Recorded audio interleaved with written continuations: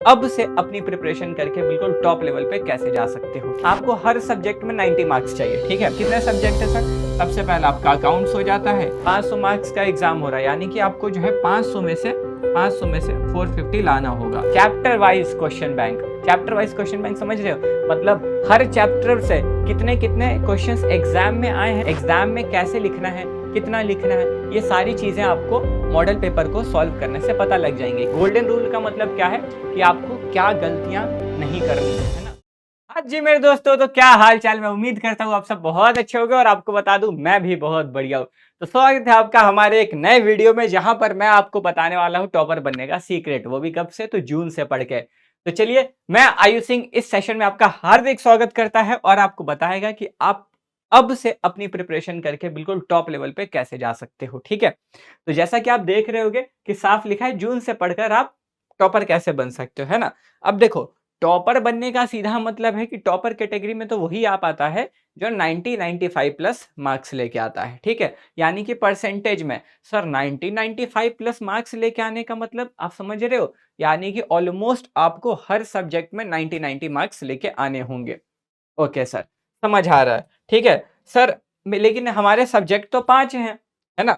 हमारे सब्जेक्ट तो 5 हैं, तो जाहिर सी बात है ना बालक, अगर आपके सब्जेक्ट 5 हैं तो आपको हर सब्जेक्ट में 90 मार्क्स चाहिए, ठीक है। आपको हर सब्जेक्ट में 90 मार्क्स चाहिए। कितने सब्जेक्ट है सर?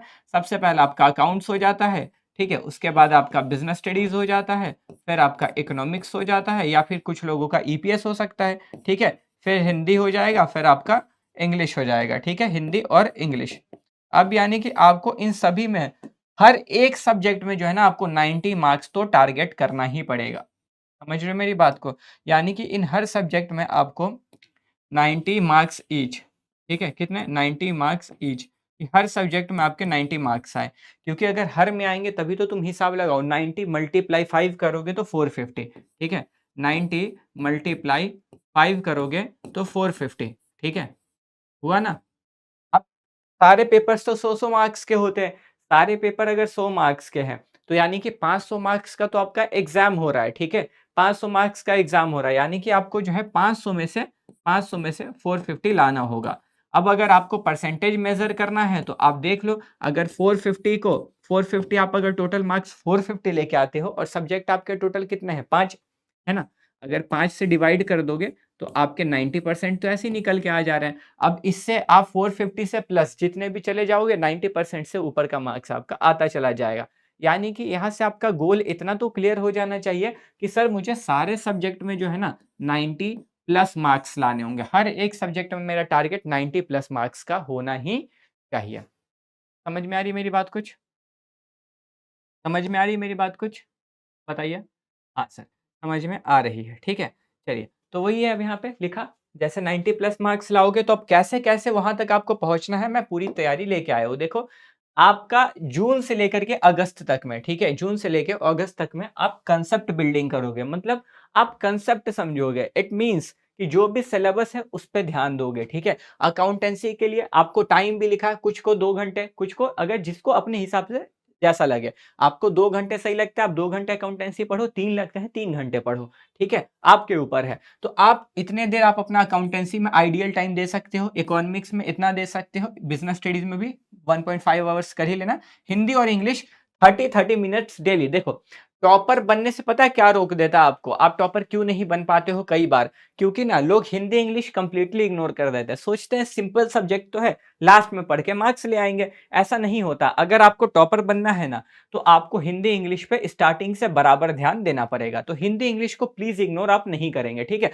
हर दिन पढ़ेंगे, थोड़ा थोड़ा ही पढ़े लेकिन डेली पढ़ेंगे, ठीक है। तो इतना इतना टाइम आप दो, इस टाइम से इस टाइम तक में आप अपना जितना ज्यादा हो सके उतने ज्यादा सिलेबस को कंप्लीट करने पे ध्यान दो, ठीक है। आप कंसेप्ट बिल्ड करोगे, यानी कि डेली क्लासेस करोगे, क्लासेस के होमवर्क करोगे। अगर हमारे साथ पढ़ रहे हो तो क्लास तो होगा ही, साथ में होमवर्क मिलता है, क्विज होता है, बहुत सारी चीजें होती है ना, तो आपको वो सारी चीजें करनी होंगी, ठीक है। फिर आती है बात कि सर अगस्त तक में तो वो कर लिया, सितंबर से नवंबर तक, ठीक है, यानी कि सितंबर से नवंबर के बीच में आपका जो है एग्जाम ओरिएंटेड प्रिपरेशन चालू हो जाएगा। मतलब आप एग्जाम के लिए, अभी तक तो नॉलेज के लिए पढ़ रहे थे, अब एग्जाम पे आप ध्यान दोगे। मतलब आप क्या करोगे, यहां से आप जो है लास्ट 10 तो नहीं, चलो एटलीस्ट 5, ठीक है, यानी कि लास्ट 5 साल के प्रीवियस ईयर क्वेश्चन सॉल्व करोगे। मतलब तो लास्ट 5 साल के जो क्वेश्चन पेपर हुए हैं ना, जितने भी एग्जाम्स हुए हैं लास्ट 5 एग्जाम, उनके क्वेश्चन पेपर को आप देखोगे, ठीक है।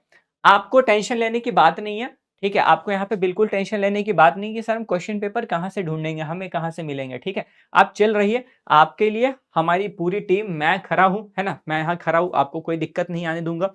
अपने सब्जेक्ट में chapter wise question bank, chapter wise question bank समझ रहे हो, मतलब हर चैप्टर से कितने कितने क्वेश्चंस एग्जाम में आए हैं ना, वो सारे सीरीज में लेके आऊंगा। मतलब अगर चैप्टर 1 पढ़ रहे हो तो चैप्टर 1 के बुक के क्वेश्चंस तो मैं करवाऊंगा ही, जितने बुक्स में हैं। फिर एग्जाम में कितने क्वेश्चन आए हैं वो भी करवाऊंगा। फिर मॉडल पेपर में कितने क्वेश्चन हैं वो सारे करवाऊंगा। यानी कि मैं पूरी तैयारी करवाऊंगा, 1000 से भी ज्यादा ऊपर एमसीक्यूज की प्रैक्टिस करवाऊंगा। हमारी पूरी टीम ही करवाएगी आपको, ठीक है। तो इसके लिए आपको ज्यादा टेंशन नहीं लेना। सर ये सब कहाँ होगा? इसी चैनल पे होगा, बिल्कुल फ्री ऑफ कॉस्ट होगा, आपको कुछ भी पे करने की जरूरत नहीं होगी, ठीक है। क्योंकि आपने मांगा, हम आपको अकेला कैसे छोड़ सकते हैं, ठीक है, ये चीज। फिर आता है हर सब्जेक्ट के एमसीक्यूज, तो आपको टेंशन लेने की बात नहीं, हम लोग बिल्कुल सीरीज लेके आएंगे। हर सब्जेक्ट के आपको बराबर एमसीक्यूज कराए जाएंगे, ठीक है। तो आप यहाँ से हमारे साथ तैयारी कर लोगे। फिर इंपॉर्टेंट डेफिनेशंस और फॉर्मूलाज रिवाइज करोगे। मतलब जैसे कि डेफिनेशन, तो इकोनॉमिक्स में डेफिनेशन है ना, बिजनेस स्टडीज में भी डेफिनेशन है, अकाउंट्स में रेशियो एनालिसिस, और भी कुछ चैप्टर्स है जिनके फॉर्मूलाज आपको मिलते हैं, ठीक है। इकोनॉमिक्स में भी फॉर्मूला है, इलास्टिसिटी, है ना, इन सब का फॉर्मूला। तो वो सब फॉर्मूलाज आपको रिवाइज करके रखना है कि एग्जाम में अगर पूछे थे तो भूलना नहीं है। जैसे आपका फिर TC is equal to TFC plus TVC का फॉर्मूला मिला के है ना ये सारे, तो आपको ये सब चीजें याद रखनी होंगी, रिवीजन करोगे, ठीक है। फिर आता है दिसंबर में आपको क्या करना है, तो आपको मॉडल पेपर। देखो मॉडल पेपर क्या होता है, एग्जाम के पहले ना बोर्ड एक क्वेश्चन पेपर जैसा ही एक बुकलेट देती है, ऑफ ऑनलाइन देती है, ठीक है, जो आप डाउनलोड करके उसको सॉल्व करते हो एग्जाम की तैयारी करवाने के लिए। यानी कि आप दिसंबर में मॉडल पेपर को सॉल्व करोगे, क्योंकि आपकी तैयारी इस टाइम तक पूरी हो चुकी होगी, ठीक है। तो आप मॉडल पेपर सॉल्व क्यों करेंगे सर? मॉडल पेपर अगर आप सॉल्व करोगे ना, तो देखो एग्जाम में कैसे लिखना है, कितना लिखना है, ये सारी चीजें आपको मॉडल पेपर को सॉल्व करने से पता लग जाएंगे। किस प्रकार के क्वेश्चन आपको मिलने वाले हैं, सब आपको उसी के साथ में पता लगेगा। तो आपको क्या करना है, मॉडल पेपर को टाइम लगा के, क्योंकि एग्जाम में आपको 3 घंटे मिलेंगे, हर एग्जाम के लिए 3 घंटे, हर पेपर के लिए 3 घंटे, तो 3 घंटे टाइम सेट करना है और उस मॉडल पेपर को सॉल्व करना है खुद से। इससे आप अपने आप को टेस्ट करोगे। इससे क्या होगा ना, मान लो आपने कोई क्वेश्चन बनाया, ठीक है, आपसे वो गलत हो गया, तो अभी तो नंबर नहीं कट रहे हैं। तुम सोचो, अभी तो तुम अपने आप को टेस्ट कर रहे हो ना, अभी तुम मॉडल पेपर खुद से सॉल्व कर रहे थे, अभी तुमसे गलती हुआ, उसमें नंबर तो नहीं कटेगा, यानी कि मार्क्स तो नहीं कटेगा। तुमने देखा, तुम जान रहे हो कि गलती हुआ है। यही चीज सोचो, अगर तुम अभी नहीं करते और यही क्वेश्चन एग्जाम में आता, तो तुम एग्जाम में गलती करते और वहां पे तुमको खामियाजा भुगतना पड़ता कि तुम्हारा नंबर चला जाता। लेकिन वो गलती जो होनी थी एग्जाम में, वो अभी ही हो गई। तो इससे तुम्हें गलती का पता लग गया और तुम उसको सुधार लोगे, और एग्जाम में ये जो 5 मार्क्स, 2 मार्क्स, 1 मार्क्स तुम्हारे कटने वाले थे, वो कटेंगे नहीं, तुम्हारे मार्क्स ऐड हो जाएंगे। समझ रहे हो? इसलिए करना बहुत ज्यादा जरूरी है, तो आपको ये करना होगा, ठीक है। फिर आपको जनवरी में, क्योंकि फेब में आपका एग्जाम स्टार्ट हो जाएगा, तो जनवरी में आपको बस और बस अब आपकी धाकर रिवीजन चलेगी, और धाकर रिवीजन हम लोग करवाएंगे, ठीक है, एकदम धुरंधर तरीके से पूरा रिवाइज करवाएंगे, जो करवाएंगे सब एग्जाम में भी मिलेगा।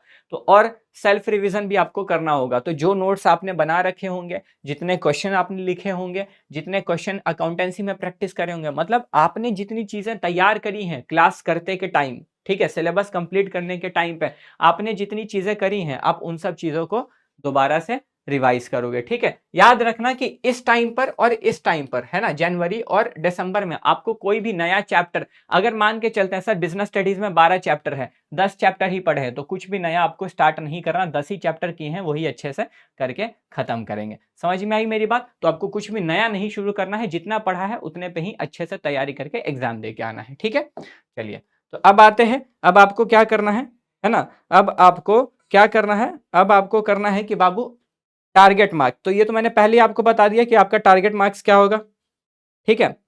आपका टारगेट मार्क्स क्या होगा पहले ही बता रखा है, ठीक है, आप देख लीजिए, इसका स्क्रीनशॉट ले लीजिएगा। और अब यहाँ पे ध्यान देना है, गोल्डन रूल का मतलब क्या है कि आपको क्या गलतियां नहीं करनी है ना। तो आपको सिलेबस दिसंबर तक कंप्लीट कर लेना है, दिसंबर से आगे सिलेबस आपका नहीं जाना चाहिए। डेली अकाउंटेंसी प्रैक्टिस करनी है, हर दिन एक एक क्वेश्चन, दो दो क्वेश्चन जो भी पढ़ रहे हो सॉल्व करना है, ठीक है। एमसीक्यूज को सीरियसली लेना है, क्योंकि 50 मार्क्स के आपके एमसीक्यू है ना, तो आपको एमसीक्यू को सीरियस लेना है कि 50 मार्क्स आसानी से आपके बन जाए। और पीवाईक्यू प्रीवियस ईयर क्वेश्चन को ज्यादा से ज्यादा, मतलब जो हम करवाएंगे आपको अच्छे से सॉल्व करना है।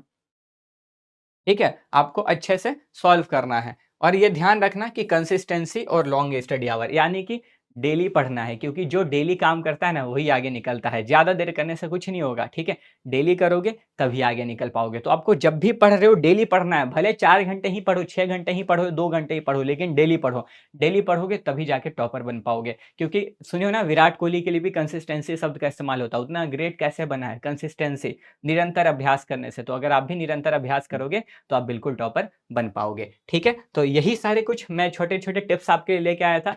तो अब मैं आपसे मिलूँगा सीधे सेशंस में, आपके लिए बहुत धमाकेदार सेशंस लेके आऊँगा। तब तक मेरे साथ जुड़े रहिए, बने रहिए। मिलते हैं हम लोग अपनी अगली वीडियो में। This side Ayush Singh signing off. Bye bye, take care.